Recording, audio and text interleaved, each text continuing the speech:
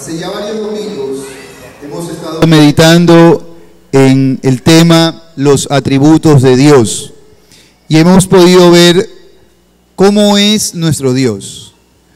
Hemos meditado, por ejemplo, en su inmutabilidad, hemos meditado en su poder, en su singularidad. Estos son algunos de los atributos en los que ya hemos reflexionado durante los últimos domingos.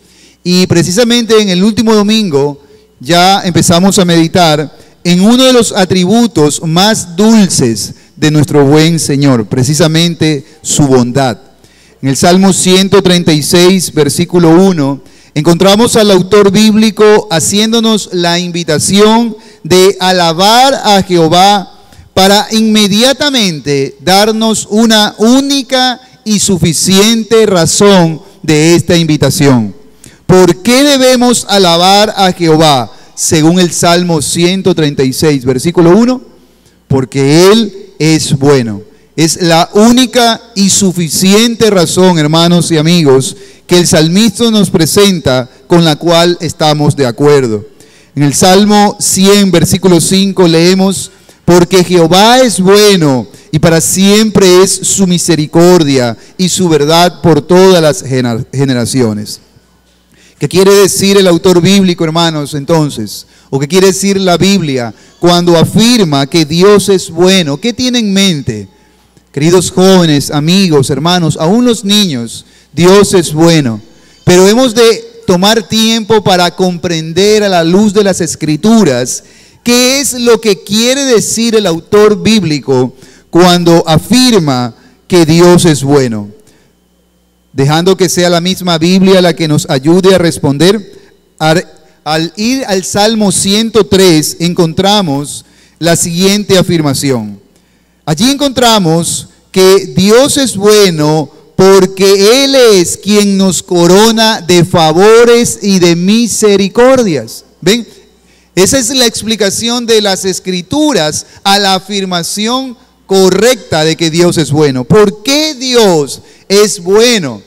Hermanos y amigos, jóvenes, aún los niños, porque es Dios quien nos llena, nos corona la vida de favores y favores y favores y misericordias tras misericordias tras misericordias. Hermanos y amigos, yo sé que hay mucha gente pensando o dudando de la bondad de Dios, pero eso es solo, hermanos y amigos, porque estas personas no han logrado contemplar la bondad de Dios a pesar de que está presente en sus propias vidas. Queridos hermanos y amigos, y aún ustedes, los jóvenes y los niños, ¿cuántos de nosotros hemos sido ya coronados, llenados de abundantes favores y misericordias de nuestro Señor? Hermanos y amigos, aún ustedes, niños, sepan que estamos llenos de abundante favor y misericordia de Dios.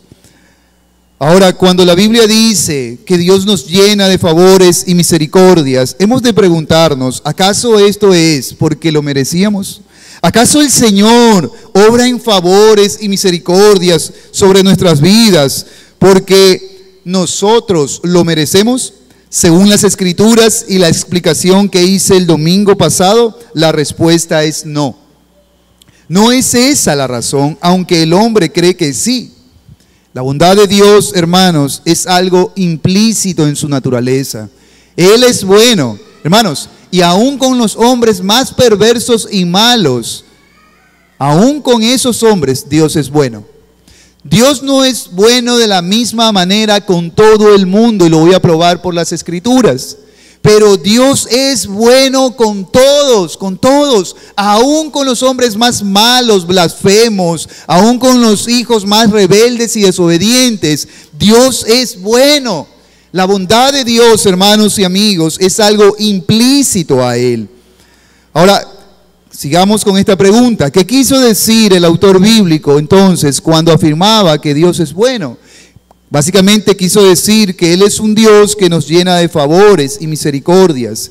Y queriendo no caer en generalidades, entonces desde el domingo pasado les estoy mostrando dónde quedó registrada la bondad de Dios.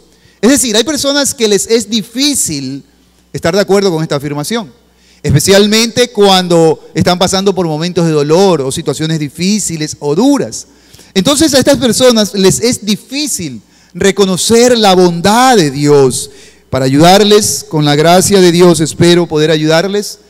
Estoy mostrándoles entonces dónde quedó registrada su bondad.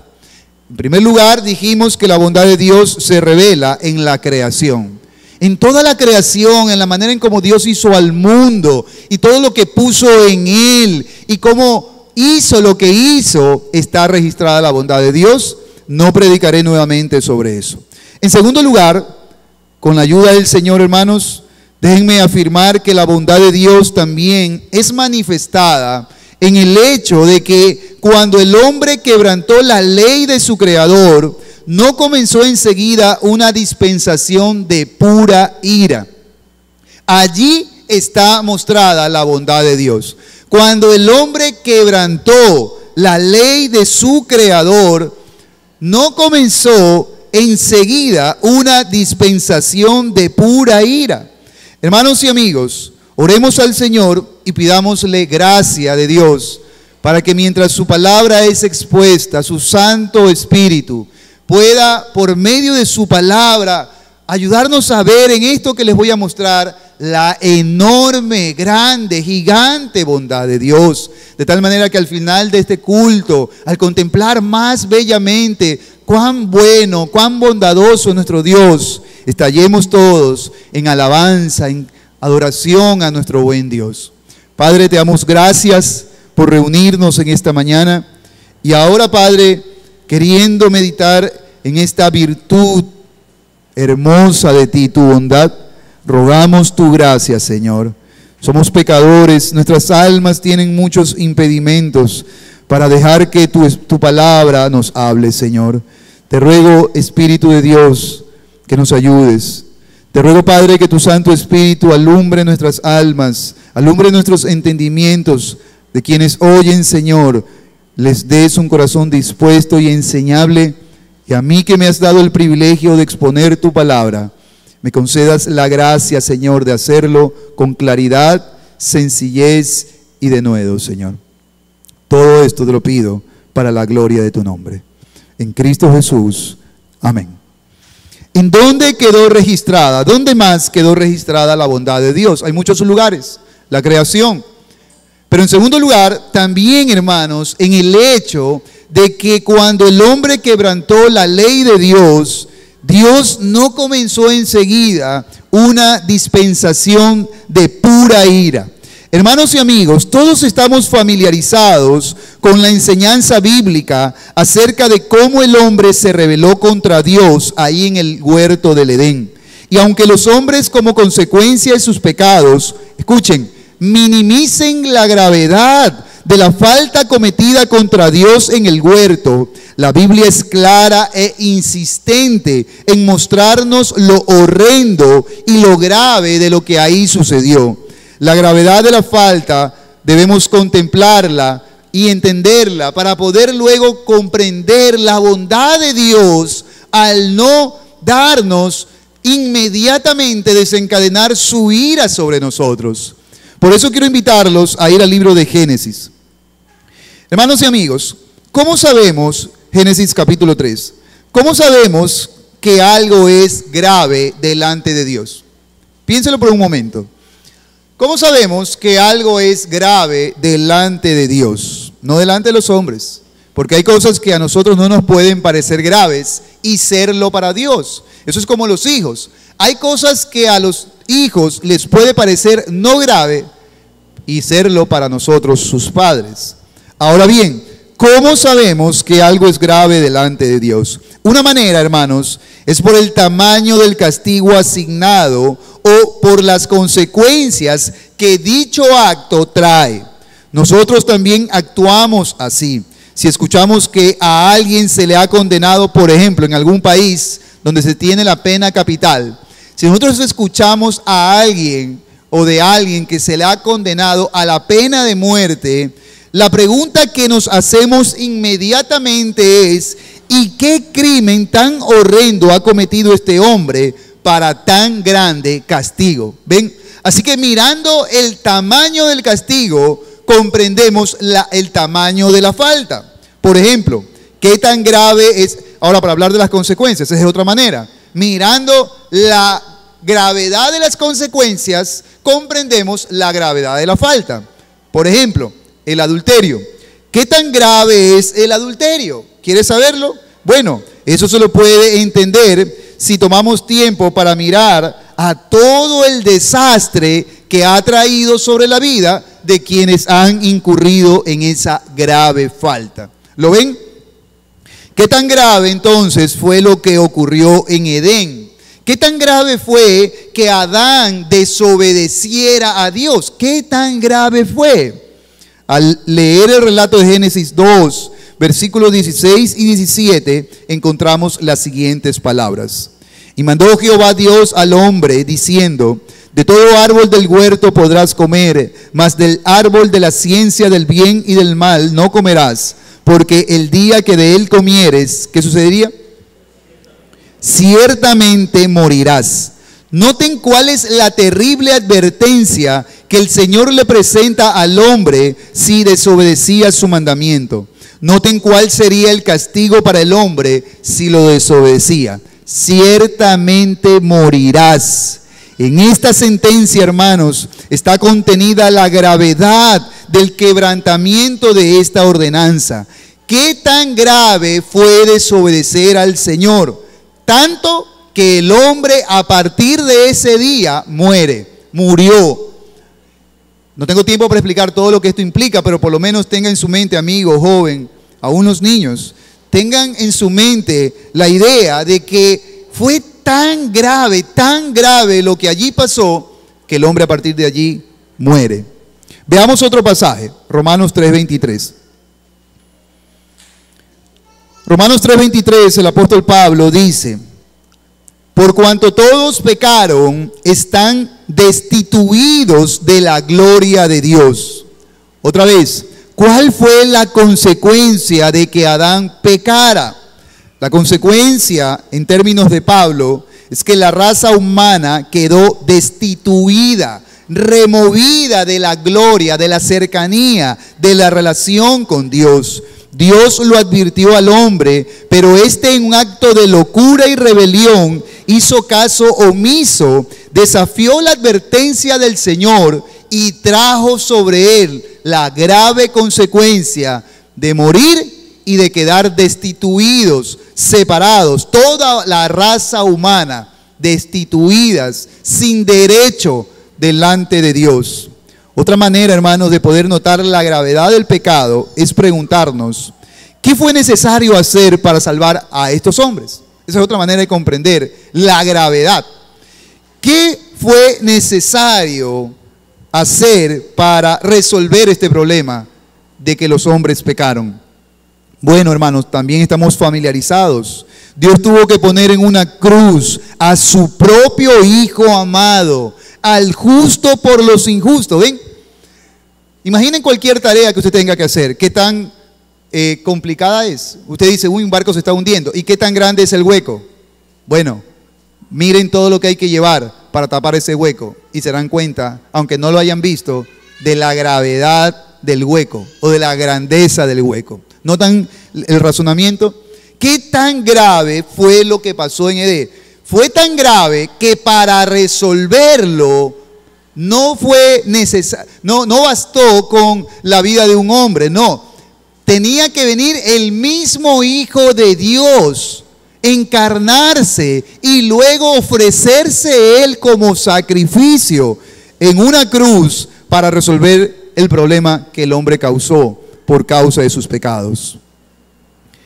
La enemistad que por el pecado de Adán se había causado era entre Dios y los hombres. Así que el puente debía ser adecuado a Dios, porque debía poder cumplir sus santas exigencias para aplacar la ira que la ofensa le había causado, y por eso fue Dios encarnado, y a la vez debía ser adecuado para ayudar al hombre a entenderlo. Por eso también fue hombre. Cristo fue Dios y fue hombre.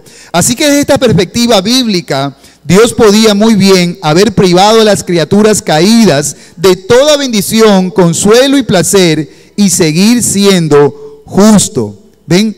Dios pudo haber, hermanos, privado, ante esta ofensa tan grande del pecado, Dios pudo haber privado a la humanidad de volver a tener comunión con Él. Pero en lugar de hacerlo así, en lugar de privarnos de volver a tener comunión con Él, y en lugar de desencadenar su ira sobre nosotros, sobre la humanidad, en el momento en que Adán peca, en lugar de eso, hermanos, Dios decidió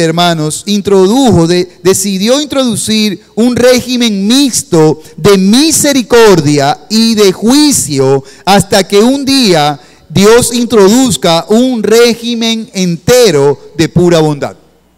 ¿Notan el punto? Es decir, el hombre peca y Dios, pudiendo haber desencadenado toda ira sobre el hombre, justamente como la Biblia lo enseña, decide introducir un sistema de misericordia y juicio hasta el día bendito y glorioso en que introducirá un régimen eterno de pura misericordia y bondad. Ahora, yo sé que esto es muy doctrinal, pero necesario.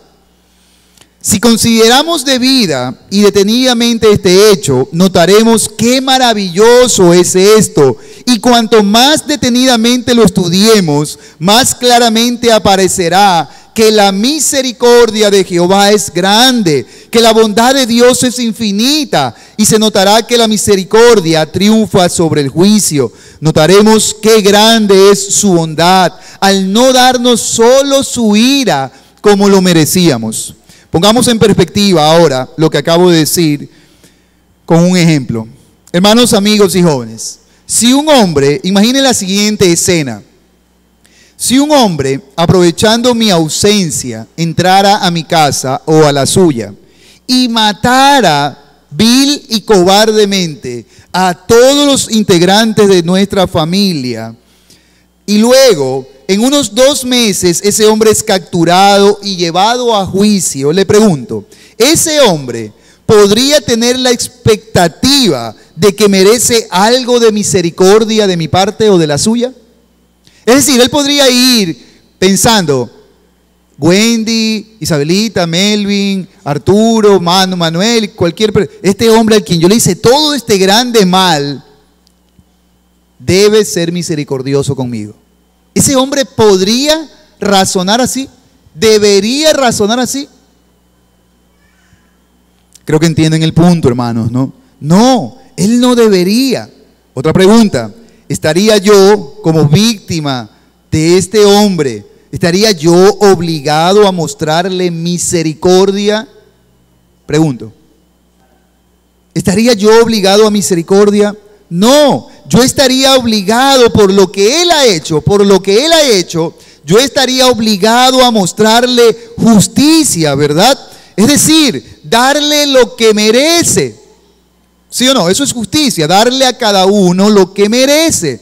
Ahora, este hombre vilmente ha matado a toda mi familia. La pregunta es, ¿qué merece? ¿Qué le dice su conciencia? Merece este hombre que ha matado a toda su amada familia. ¿Qué merece?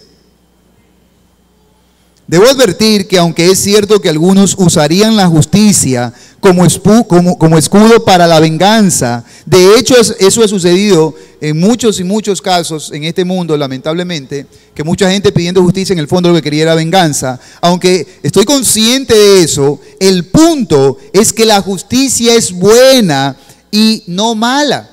La justicia es buena, necesaria y no mala. Y lo justo en este ejemplo es que este hombre reciba una pena acorde a su falta. ¿Sí o no? O usted dice, no, él no merece. No confunda misericordia y justicia. No diga, no, él no merece eso. Porque lo que él merece es una pena acorde a su falta. ¿Ven? ¿Sí o no? El hombre ha hecho algo malo. Ahora, yo le pregunto a usted, si usted fuera el juez, ¿qué le daría a ese hombre? ¿Qué pena le daría? ¿Ah? Bueno, mínimo algunos años de prisión. Otros irían más allá y considerarían que la pena digna para un hombre que ha matado a toda una familia sería también la pena de muerte. ¿Sí o no? ¿Cuál es el punto? El punto, hermanos, es que este ejemplo trasládenlo a lo que sucedió en el huerto del Edén. El hombre pecó contra Dios, se rebeló contra Dios. Y pudiendo, o tal vez debería decir, debiendo Dios inmediatamente darnos solo su ira, escogió introducir un régimen mixto de misericordia y juicio. Ahora bien, hermanos, volviendo a mi ejemplo, si procedo con una dosis de misericordia con el asesino de mi familia, eso es un proceder intrínseco a mí mismo y no algo que el malhechor haya hecho que me estimule para ser misericordioso. ¿Notan el punto? Si yo procedo con misericordia, mostrarle algo de misericordia, por ejemplo, y no ponerle una pena de muerte, pero ponerle una pena, o incluso tal vez hasta absolverlo, esa acción misericordiosa no es estimulada por algo que hay en ese hombre, sino que es algo intrínseco a mí mismo. Él no tiene nada que me estimule. Puede ser un hombre bonito, puede ser una mujer bella, la que en este ejemplo ha matado a mi familia, pero su belleza no me estimula lo suficiente como para decir, porque eres bella, voy a tener misericordia con el acto que has hecho. ¿Cuál es el punto? Trasladen eso a Dios, hermanos. No hay en usted, ni en mí, ni en ningún ser humano nada que estimule la bondad de Dios, salvo que la bondad de Dios es algo intrínseco en Él mismo. Cuando Dios obra con bondad y misericordia, hermanos, entonces eso es algo que Él lo hace porque Él quiere. Es algo intrínseco a Él. Hermanos y amigos, eso ocurre con Dios. Dios no nos da lo que merecemos. ¿Ven? La ofensa fue tan grande, las consecuencias de lo sucedido en Edén fueron tan terribles, y una de ellas es que Adán heredó a la raza humana, esto es, a sus padres, a usted, a sus hijos, a sus nietos. Adán heredó a todos nosotros una inclinación a seguir desobedeciendo a Dios. La gente dice, ¿qué tengo que ver yo con Adán? Esto. Que Adán heredó a toda la raza humana, a sus padres, a sus abuelos, a sus nietos, a sus hijos, a sus bisnietos, a toda la raza humana, heredó una inclinación a seguir desobedeciendo a Dios, deshonrándolo, violando sus leyes. Adán heredó a toda la naturaleza humana una mente entenebrecida, un corazón duro a Dios. Eso es lo que tiene que ver con usted y conmigo. Y por tanto, hermanos, merecedores de la ira y del justo juicio de Dios. Usted dice, no, pastor, yo no tengo un corazón tan duro a Dios, está exagerando. Déjeme mostrárselo. Responda a las siguientes preguntas con sinceridad. Por ejemplo, ¿le gusta a usted obedecer a Dios? ¿Te gusta venir a la iglesia a oír su palabra? ¿Te levantas con las mismas ganas cuando vienes a la iglesia que cuando vas a un partido de fútbol? ¿O cuando vas a algo que a ti te gusta? ¿Te gusta venir a la iglesia a oír su palabra? ¿Te sometes de buena gana a sus mandamientos? De buena gana, ¿te sometes? ¿Le das la razón respecto a lo que haces? Es mundano, impío, delante de sus ojos, y por tanto te alejas de esas obras impías. Tú le das la razón en tu corazón a Dios. Él dice que lo que haces es impío, malo y perverso. Le das la razón a Él y te alejas gustoso de eso. Te pregunto, ¿siempre ha sido así? Algunos están diciendo, sí, yo hago eso. Bueno, te pregunto, ¿y siempre ha sido así? Amados amigos, y aún ustedes jóvenes, deben saber que ningún ser humano, ninguno, en su estado natural, puede responder a preguntas como estas con un sí. Nacimos de un vientre pecador, que a su vez nació de un vientre pecador, y este a su vez también, y así sucesivamente. Llevamos en la naturaleza pecar. En el Salmo 51:5 dice, he aquí en maldad he sido formado, y en pecado me concibió mi madre. Esa es la gravedad de lo que pasó en Edén. Nadie nace amando a Dios, nadie. Nadie nace amando su voluntad y su palabra.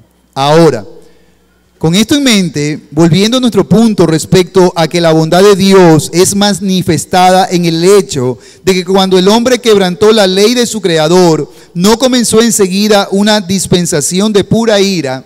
Arthur Pym lo dice de esta manera: a pesar de todos los males que acompañan nuestro estado caído, como consecuencia de nuestro estado caído, estado al que por desobediencia entramos y no debemos olvidar, la balanza del bien prevalece grandemente. A pesar de eso, con relativamente raras excepciones, los hombres y mujeres conocen muchísimo más días de buena salud que de enfermedad y dolor. En la creación hay mucha más felicidad que desdicha. Incluso para nuestras penas hay considerable alivio, y Dios ha dado a la mente humana una flexibilidad que le permite adaptarse a las circunstancias y sacar el mejor provecho posible de ellas. Y todo esto nos muestra la bondad de nuestro buen Dios. ¿Ven? Es decir, nosotros ofendimos a Dios, la raza humana ofendió a Dios, y a pesar de ello, Dios no quiso, en un acto de bondad y misericordia, desencadenar sobre la raza humana pura ira, sino que hizo una combinación, introdujo un régimen de bondad y de juicio. Ahora, ustedes deben saber, hermanos, que hay quienes intentan poner en entredicho la bondad de Dios porque hay sufrimiento y dolor. Pero la bondad de Dios, hermanos y amigos, no puede ser puesta en entredicho porque haya sufrimiento y dolor en el mundo. Una pregunta, por ejemplo, para aclarar este punto, una pregunta inquisidora de muchos hombres a Dios es la siguiente. Póngale cuidado. Esta es la pregunta. ¿Por qué si Dios existe y es bueno, como dicen, por qué hay guerras y hambres, etcétera, etcétera? En esta lista aparecen más cosas. Pero esta es la pregunta. En esta manera de razonar, el hombre intenta evadir su responsabilidad en Edén. ¿Ven? Ven las guerras, ven las hambres y entonces razonan y dicen, si Dios es realmente bueno, ¿por qué hay guerras y hay hambres en el mundo? Esa es la única manera en que las personas intentan evadir su responsabilidad de lo que ocurrió en Edén. Para empezar, hermanos, yo debo preguntar a esos mismos hombres, a nombre de Dios, ¿y quién fue el que alteró el estado de inocencia en el que vivías, hombre, y en el que yo te puse? ¿Notan el punto? Solo para empezar, ¿quién fue el que alteró el estado, que en teología lo llamamos el estado de inocencia, en el que Dios nos puso? Donde no había guerras, donde no había hambres, donde las bestias no nos ladraban, donde los animales no nos ladraban, los perros ni los leones nos atacaban. Ayer escuchaba un sermón precioso donde el autor precisamente decía que sea algo que le prueba a él de cómo la creación nos recuerda nuestra maldad, es que cada vez que él viajaba en la antigüedad y los zorros lo atacaban y los tigres lo atacaban, era como si la creación le decía y le recordaba cómo ofendimos a Dios. El punto es este: ¿quién fue el que alteró el estado de inocencia en el que vivía el hombre? Y luego, ¿quién es el que mata a otros seres humanos a pesar de que Él lo ha prohibido? ¿Quién es el que le quita a su prójimo lo que es de él a pesar de que Dios lo ha prohibido? ¿O quién es el que no comparte con el necesitado a pesar de que Él lo ha mandado? ¿Quién es? ¿Es el hombre o es Dios? ¿Ven el punto? A los hombres nos gusta mirar al cielo y decir, si Dios es bueno, ¿por qué tal cosa? Pero ¿quién es el que está haciendo los males? ¿Quién es el que empuña el arma? ¿Quién es el que no comparte, siendo que Dios manda?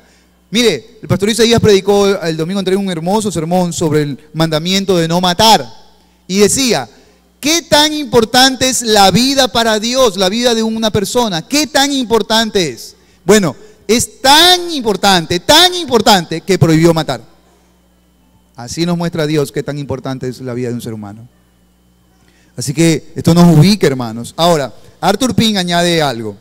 Si el hombre peca contra la bondad de Dios, si menosprecia las riquezas de su benignidad y paciencia y longanimidad, y después, por su dureza y por su corazón no arrepentido, atesora para sí ira para el día de la ira, como dice Romanos, ¿a quién puede culpar sino a sí mismo?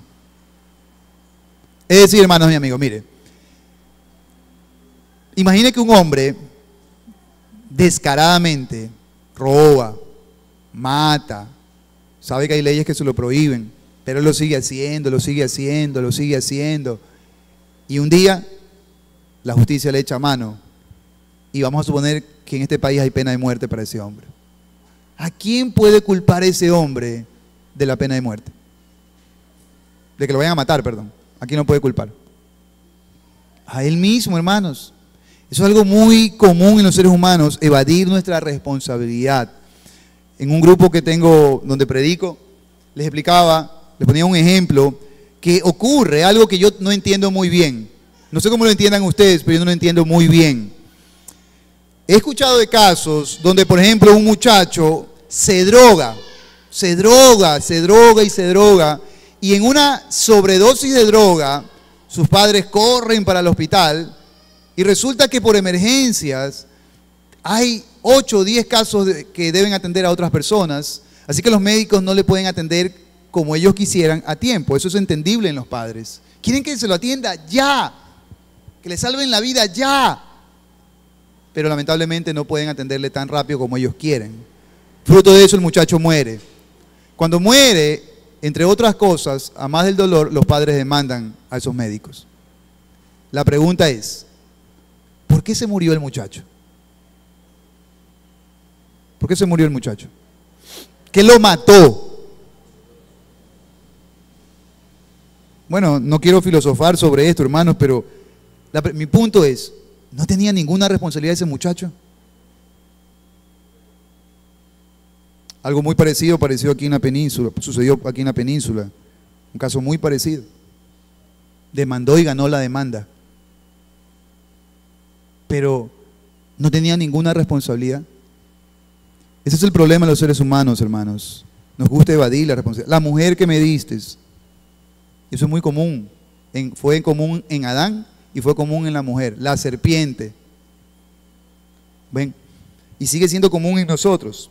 Ahora, hay quienes ven, déjeme añadirle algo más a este punto. Hay quienes ven en la doctrina de la ira de Dios algo malo. Estoy diciendo que la bondad de Dios se muestra en que debiendo haber desencadenado toda su ira, pues la falta fue grave, no lo hizo, sino que introdujo un régimen mixto de misericordia y de juicio. Pero lo introdujo. Ahora, por este tipo de enseñanza hay quienes ven en la doctrina de la ira de Dios algo malo. Escuchen con atención. El razonamiento de estas personas es más o menos así. Ellos dicen o creen que si Dios fuera realmente bueno, entonces no hay lugar para la ira en un Dios que sea realmente bueno. Ese es el razonamiento. A ver, ¿Dios es bueno? Sí. Bueno, entonces si Dios realmente es bueno, un Dios realmente bueno es un Dios que no va a tener ira y que no va a hacer juicio contra nadie. El problema de estas personas está en el hecho de lo que estos sermones están tratando de corregir.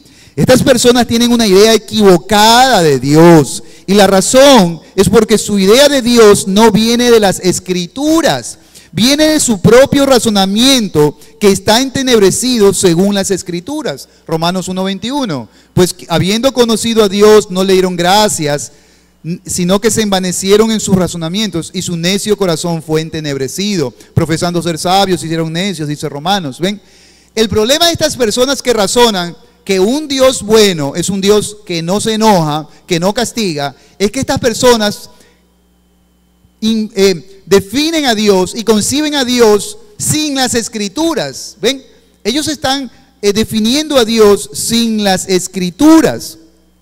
El 90% de las personas, por su corazón no arrepentido, escuchen, no aceptan la revelación que Dios hace de sí mismo en su palabra, sino que inventan y fabrican dioses en el taller de sus mentes conforme a su propia imagen y semejanza. Esto lo hace incluso cientos de miles de personas que se identifican como cristianas, cual artesanos quitan y ponen virtudes según sus propios gustos y conveniencias. Atributos en este ejercicio de inventarse a Dios y no aceptar al Dios que las Escrituras nos presentan. En este ejercicio, atributos como santidad y justicia son extirpados en el taller mental de estas personas. Por eso tenemos mucha gente diciendo que Dios es solo amor. ¿Cuál es el Dios que tiene mucha gente? Un Dios que solo ama. Pero un Dios que nunca va a castigar, un Dios que nunca se enoja. Por ejemplo, déjenme poner algunos ejemplos. El Dios de los católicos, me refiero principalmente a sus líderes, aunque también lamentablemente a la mayoría de sus seguidores, tienen un Dios que no se incomoda con que ellos lo adoren a Él y a la vez a otros dioses. Ese Dios no se incomoda con que sus fieles pasen por encima de su segundo mandamiento dado en Éxodo 24 al 6. ¿Cuál es el segundo mandamiento? No te harás imágenes de ninguna cosa creada, arriba en el cielo, ni en la tierra, ni debajo de la tierra. ¿Ven? Pero el Dios de esta religión es un Dios que no se incomoda porque sus fieles pasan por encima de sus mandamientos. ¿Ven el punto? Y la pregunta es, ¿cómo ellos concibieron a ese Dios? ¿Cómo fue? No por las Escrituras. Ese es el problema. Sacaron a las Escrituras como la única, toda suficiente, inerrante palabra de Dios. Saca las Escrituras y tienes un Dios a tu imagen y semejanza. Otro ejemplo, el Dios del movimiento GLTB no se incomoda con sus prácticas homosexuales, los ama con ellas y no tiene la intención de censurarlas. Movimiento GLTB es el movimiento que agrupa a todos los hombres y mujeres que tienen prácticas de homosexualidad, entre otras. Entonces, hemos escuchado, yo lo he escuchado, que muchos de ellos se declaran cristianos, practicantes. Hace pocas semanas vi un video en Colombia, una marcha de homosexuales practicantes. No solo eso, sino que ellos dicen que Dios no condena la homosexualidad. Hermanos, el punto ¿cuál es? El punto es cómo ellos llegaron a esa conclusión, no por las Escrituras. Ellos están fabricando un Dios a su imagen y semejanza. Y en ese Dios que están fabricando le han quitado estos atributos, santidad y justicia. Cualquier otro atributo déjeselo, pero quítele santidad y justicia. El Dios de ellos no es santo, no es moralmente santo y tampoco es justo. Otro ejemplo, el Dios que han fabricado muchos evangélicos, una autocrítica al pueblo evangélico, no se incomoda con su materialismo y con la justificación que intentan hacer impíamente muchos evangélicos con las mismas escrituras de esa vida donde su Dios es la comodidad, el placer y lo material. Y algunos de ustedes están viviendo esa vida. Y ustedes dicen, no, yo soy cristiano, mi Dios y esto, pero su Dios no es el Dios de la Biblia. Su Dios es el dinero, su Dios es el placer, la comodidad. No es el Dios de las Escrituras, porque el Dios de las Escrituras condena una vida materialista. Es decir, poner al bien material y al bien personal como el fin último de la vida. Ese es materialismo. ¿Cuál es el fin más noble y más glorioso del hombre según las Escrituras? La gloria de Dios. Y a veces para vivir para la gloria de Dios hay que estar dispuesto a ganar menos. Hay que estar dispuesto. ¿Por qué? Porque si el fin último es el bien, el fin último y mayor y supremo es que yo esté bien, a veces para yo estar bien tengo que pasar por encima de los demás. Para yo tener un mejor carro, tengo que pasar por encima de los demás, atropellar a los demás, abusar de mis empleados. Y tenemos mucha gente cristiana haciendo eso y diciendo que están sirviendo a Dios. Eso es mentira. La gente se cree esas mentiras, se engañan a sí mismos. Es terrible. Por ejemplo, la semana pasada vi un video de una supuesta pastora, lo cual no es bíblico para empezar, mire, no es bíblico, que le decía a sus feligreses que sacaran un billete y lo pongan en su oreja y que escuchen cómo los billetes hablan. Eso le decía, mírenlo en YouTube. No solo que es absurdo, sino ridículo, pero ella lo dice en nombre de Dios. Y si usted coge y analiza sus sermones, se dará cuenta que el Dios de esa mujer es el dinero. Y de todos cuantos le siguen y le creen, es el dinero. Ella les dice lo que ellos quieren oír. Es lo mismo con Cash Luna, con Guillermo Maldonado, que son predicadores muy admirados dentro del pueblo evangélico. El fin de ellos es el dinero. Benny Hinn, el fin de ellos es el dinero. Al Dios de muchos hombres no le incomoda que ellos sean borrachos o que golpeen a sus esposas, para hacerlo ahora más personal, ¿no? O que engañen a sus mujeres o que abandonen a sus hijos. El Dios que estos hombres tienen se contenta con que ellos vayan cuando quieran a la iglesia y es tan bueno que incluso les deja a su criterio si ofrendan, si sirven o obedecen sus mandamientos o no. Es tan bueno que les deja qué obedecer y qué no. Creo que no debo ir más allá, creo que el punto está claro, hermanos. Todo esto es muy conveniente, ¿verdad? Un Dios así es conveniente. ¿Sí o no? Es un Dios muy conveniente. Un Dios que me deje fabricarlo como yo quiero. Y generalmente fabricamos dioses que no nos toquen nuestros pecados.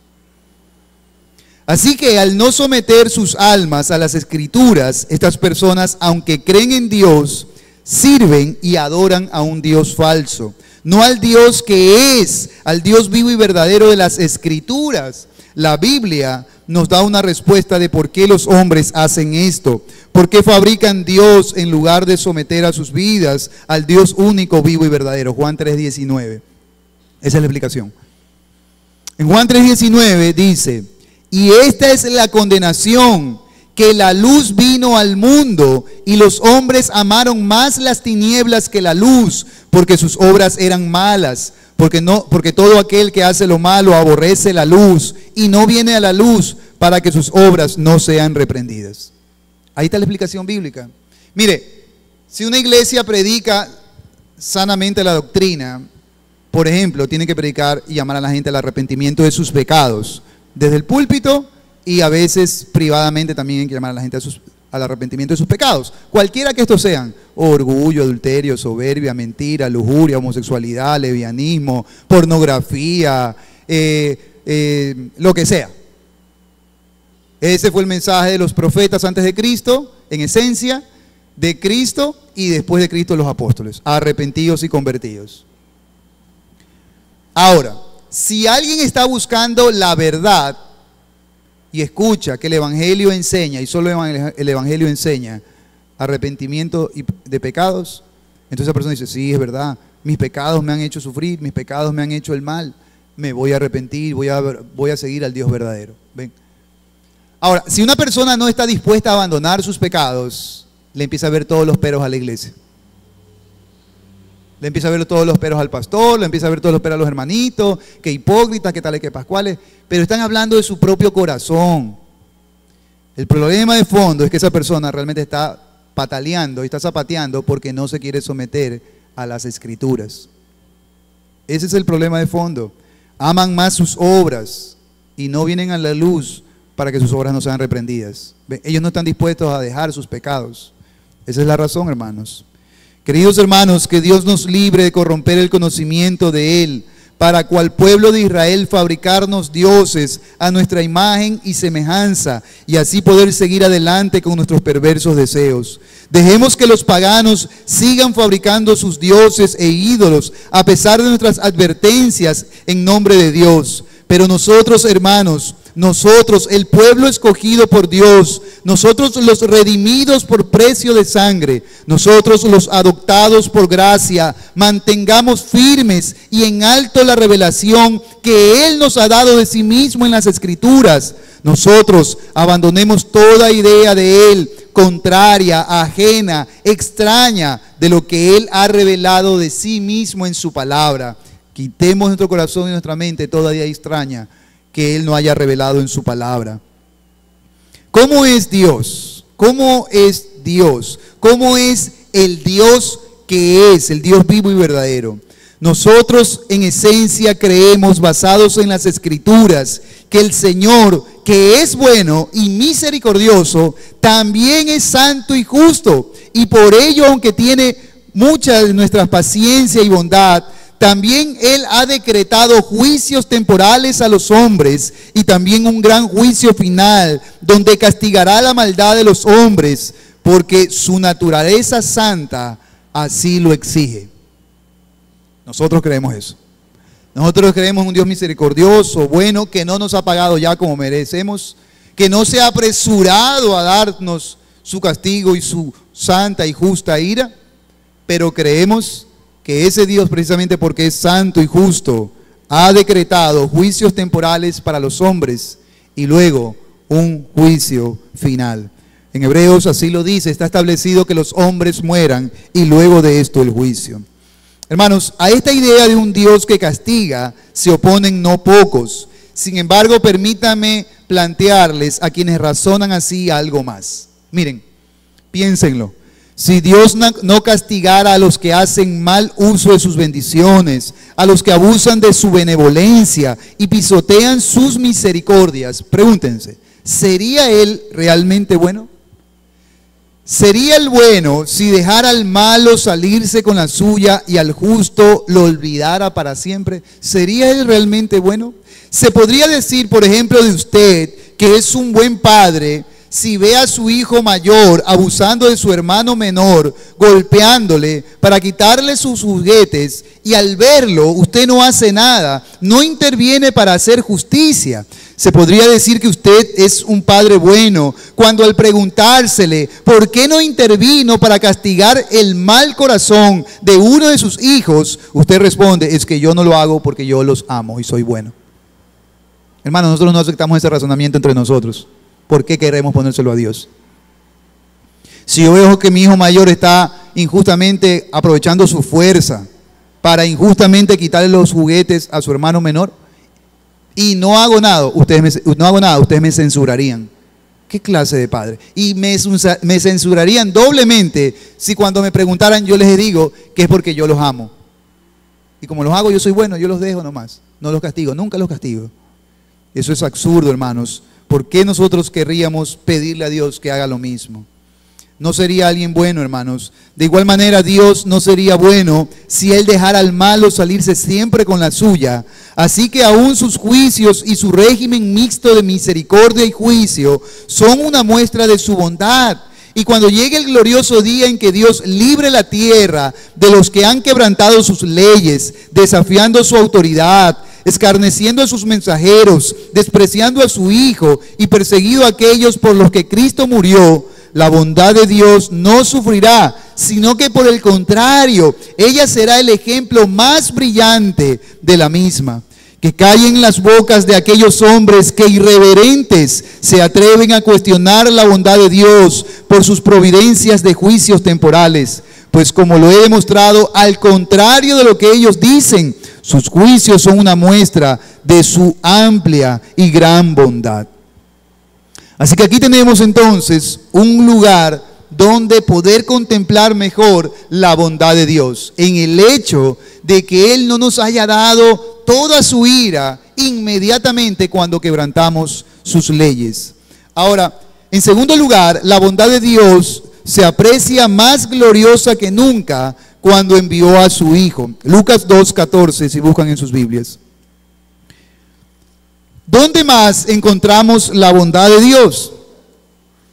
Hermanos, la bondad de Dios, en tercer lugar, primero en su creación, segundo en que no nos dio inmediatamente toda su ira, sino que la frenó para en ese espacio meter misericordia. En tercer lugar, vemos su bondad, hermanos, más gloriosa que nunca cuando envía a su Hijo. Lucas 2, versículo 14, dice la Escritura: fue entonces cuando una multitud de las huestes celestes alabó a su Creador y dijo: gloria en las alturas a Dios, y en la tierra paz y buena voluntad para con los hombres. El contexto de este relato es que el evangelista nos está contando los eventos que rodearon al nacimiento de nuestro Señor. Uno de ellos fue la aparición de un ángel del Señor con un mensaje de Dios a un grupo de pastores. El mensaje del cielo para los hombres fue este, versículo 10 del mismo capítulo.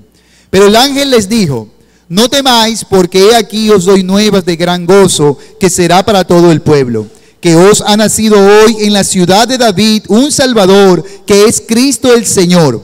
Esto os servirá de señal: hallaréis al niño envuelto en pañales, acostado en un pesebre. Y repentinamente apareció con el ángel una multitud de las huestes celestiales que alababan a Dios y decía: gloria a Dios en las alturas, y en la tierra paz y buena voluntad para con los hombres. Noten algunas cosas relevantes de este pasaje. En primer lugar, noten que la noticia que les da el ángel sería una que traería alegría no solo a los pastores que oyeron inicialmente, sino a todo el pueblo y a todo el mundo. ¿Cuál fue la noticia en esencia? Que ha nacido un Salvador. ¿Quién era ese Salvador? Que ha nacido en la ciudad de David un Salvador, que es Cristo el Señor. Ahora, ¿salvador de qué? Salvador de pecados. ¿Ven? Eso es Cristo. Cristo no es un guerrillero, no es un subversivo, Cristo no es un milagrero, Cristo no es nada de esas cosas que la gente está diciendo. Cristo es un salvador de pecados, del cáncer más mortal que toda la humanidad lleva encima, que tú, querido amigo joven, llevas dentro, y por eso sería motivo de alegría para todos los que se beneficien de él. Por fin llegó la cura para la enfermedad que más vidas ha cobrado, y por eso los ángeles dicen que sería motivo de alegría, porque por fin vino al mundo la cura para la enfermedad más grave que el cáncer, que el SIDA o que cualquier otra enfermedad. Piénsalo, querido amigo y joven, por un instante. ¿Acaso en último análisis no han sido algún pecado tuyo, de tus padres o de otros, los que te han traído más de un dolor y sufrimiento en tu vida? Ahora noten lo que sigue. Dice: y repentinamente apareció con el ángel. Luego de que el ángel dijo que os ha nacido en la ciudad de David un Salvador, que es Cristo el Señor. Entonces el relato dice ahora que repentinamente aparece con el ángel una multitud de huestes celestiales que alababan a Dios. ¿Qué decían? ¿Con qué palabras alababan a Dios? Gloria a Dios en las alturas, y en la tierra paz y buena voluntad para con los hombres. Noten esa frase: buena voluntad para con los hombres. Piénsenlo por un momento. ¿Qué es esto que estamos leyendo? ¿Por qué los ángeles alaban al Señor diciendo: gloria a Dios en las alturas, y en la tierra paz y buena voluntad para con los hombres? ¿Qué motiva estas palabras? ¿Qué es aquello que muestra la buena voluntad de Dios para con los hombres? Que los ángeles dicen que Dios ha tenido una buena voluntad para con los hombres. ¿Qué es esto? Hermanos, es por la causa del nacimiento del Salvador. Es decir, hermanos, en resumen, los ángeles están diciendo que en el nacimiento del Salvador Dios ha mostrado su buena voluntad, su bondad para con nosotros. ¿Lo notan? Dios debe recibir gloria, hermanos, no solo de los ángeles, sino principalmente de los hombres, por haber enviado a su Hijo a salvarnos, y porque con ello ha mostrado su buena voluntad para con hombres pecadores, profanos, hostiles hacia Él. De eso se trata la Biblia. Hay un Dios, y este mensaje es cierto, y este mensaje es para ti. Dios es bueno y envió un Salvador del tirano que vive en tu alma, el que te arrastra a gritar e irrespetar a tu padre o a tu madre si eres joven, el que te arrastra a desobedecerlo si eres niño, el que te lleva arrastrado a fornicar y a exponer tu salud y a degradarte como mujer, al dejar que tus pasiones y la de muchos hombres hagan de ti un objeto de placer y no una persona a la que amar y respetar. Amigo, joven, señorita, yo sé que en la quietud de tu alma, cuando te detienes por un momento de los males que cometes, puedes ver el mal que mora en ti. Y sé que algunas veces has lamentado ser como eres y te has preguntado, ¿por qué soy así? ¿Por qué hago esto tan feo y tan desagradable? La respuesta es porque eres un pecador. Es decir, tienes una naturaleza corrompida, inclinada al mal. Estás atrapado en ella, todos lo estamos. Todos por causa de ella hacemos cosas horrendas, desagradables. Como consecuencia de la caída de Adán en pecado, estamos encadenados a ella y necesitamos a un poderoso Salvador. Y bendito sea el Señor que ha sido bueno. Ese Salvador nació en Belén para salvarte. Y en eso se ve la bondad de Dios. Tu mayor enemigo mora dentro de ti y se llama tu naturaleza corrompida, pecadora. No pecas de la misma manera que otros y por eso te crees bueno, porque tal vez no has ido con tu pecado tan lejos, porque ves tu pecado, has aprendido a pecar secretamente, pero debes saber que ese pecado o esos pecados te condenan lejos de Dios. Pero Dios fue tan bueno que envió a su Hijo, un Salvador, para rescatarte de tus pecados. Así que la bondad de Dios se ve reflejada en habernos otorgado esta salvación tan grande, en haber enviado a su Hijo para que tú puedas mirar a Cristo como un salvador de pecados. Y hasta que no te sientas hundiéndote por tus pecados, jamás mirarás a Cristo como un salvador. Me lo vas a ver como un hombre bueno, como un intelectual, como un hombre ejemplar y cosas como esas, que la humanidad está llena de gente que lo ve así. Pero Él vino para que lo veas como un salvador de pecados, de los tuyos, de los tuyos. A mí me salva de los míos y a ti de los tuyos. Cuando te arrepientas y vengas a Él con fe y arrepentimiento, lo vas a conocer como un Salvador. A quienes ya lo han conocido así, quiero preguntarles y que lo digan en voz alta para el testimonio de aquellos que aún no le conocen como un Salvador de pecados. ¿Te ha hecho bien el haber sido escogido y llamado por ese Salvador como uno de sus hijos? ¿Ha sido bueno para ti el ser salvado de tus pecados por ese Salvador? Lo ha sido, y lo ha sido para mí. En lo personal, querido amigo, debes saber, en lo personal, Él me ha hecho mucho bien. Por ejemplo, al haber sido hecho su hijo, ya no tendré que llorar más las lágrimas que otros seguirán llorando al haber sido dejado en sus pecados, y como consecuencia ellos van a cosechar los frutos amargos de esos pecados. Eso es bondad, que yo ya no tendré que llorar más por causa de mis pecados. Así que, queridos amigos y hermanos, para concluir, ya que la bondad de Dios es repartida según sea su beneplácito y según sea el estado en el que el pecador se encuentre, permítame decir mis finales palabras a dos grupos de oyentes. En primer lugar, a ustedes, mis amados hermanos, Dios ha sido bueno con nosotros, haciéndonos sus hijos, y si hijos, como dice también la Biblia, herederos de Dios y coherederos con Cristo. Desde que somos sus hijos, hermanos, Dios nos ha colmado la vida de bondades especiales que solo el Evangelio ofrece a sus hijos, y nosotros podemos testificar de ellas. El Señor nos ha hecho tanto bien, por ejemplo, perdonando nuestros pecados. Ese es el bien de estar con el Señor. El mayor bien de estar con el Señor es Él, estar con Él, conocerlo a Él, disfrutar de Él, de su dulzura, de su paciencia, de su bondad, de su misericordia, de su perdón, hermanos. Yo les animo en el amor del Señor a que cuando tengan alguna providencia especial, en donde el Señor les permite pasar por alguna escasez o necesidad, como dice aquel himno que quiero que algún día cantemos: bendiciones cuántas tienes ya, bendiciones Dios te manda más. Bendiciones te sorprenderás cuando veas lo que Dios por ti hará. Andas agobiado por algún pesar, duro te parece esa cruz llevar. Cuenta lo que el cielo para ti guardó, cuenta las riquezas que el Señor te dio. Y cuando empezamos a contar la bondad del Señor, todo lo que el bien que nos ha hecho con esta bendita y gloriosa salvación, esas pruebas, hermanos, son pequeñas.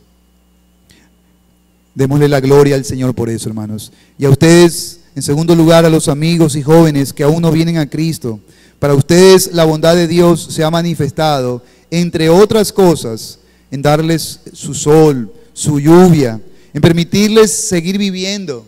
La bondad de Dios ya se ha manifestado para ustedes, en concederles la gracia de tener un padre, una madre, un hijo.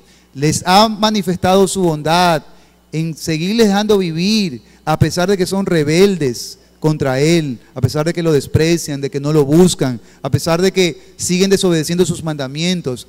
En eso ya está mostrada la enorme bondad de Dios por ustedes. Y sobre todo la enorme bondad de Dios por ustedes, que aún no vienen a Cristo con fe y arrepentimiento, está en el hecho de que todavía la mano del Señor está extendida a través de su Hijo Jesucristo. En que todavía el Señor les dice: vuélvanse a mí, venga a mí, arrepiéntanse de sus pecados, crea en mi Hijo como un Salvador y será salvo. ¿Qué más bondad podríamos pedir de Él? El resto, hermanos y amigos, es añadidura. Que el Señor nos conceda su gracia. Padre, te damos gracias porque tú eres bueno. Y solamente estas tres cosas de las que ya hemos visto en tu palabra, así lo atestiguan y así lo afirman, Señor. Pobre almas, aquellas que no logran ver tu bondad, Señor. Son dignas de conmiseración, Señor. Te ruego, Padre, que nos bendigas y que bendigas a esas almas con tu misericordia, que le alumbres los ojos de la fe, Señor, para que puedan ver, Señor, en estas cosas tu bondad. Algunos tal vez hubieran querido, Señor, un sermón que hable de dinero, que Dios ha sido bueno porque les ha dado dinero, que ha sido bueno porque les ha dado una casa grande o un carro. Pero, Señor, esas son solo añadiduras de tu bondad, Señor.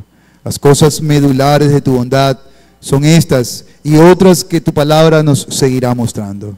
A ti la gloria y la honra por ser quien eres. Alumbra el alma de quienes han oído en esta mañana, que sus almas estallen en gratitud y alabanza ante tan grande bondad que has tenido para con nosotros.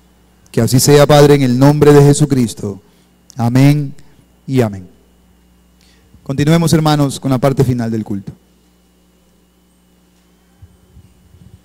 Hermanos, es momento de recoger diezmos y ofrendas. Oremos al Señor.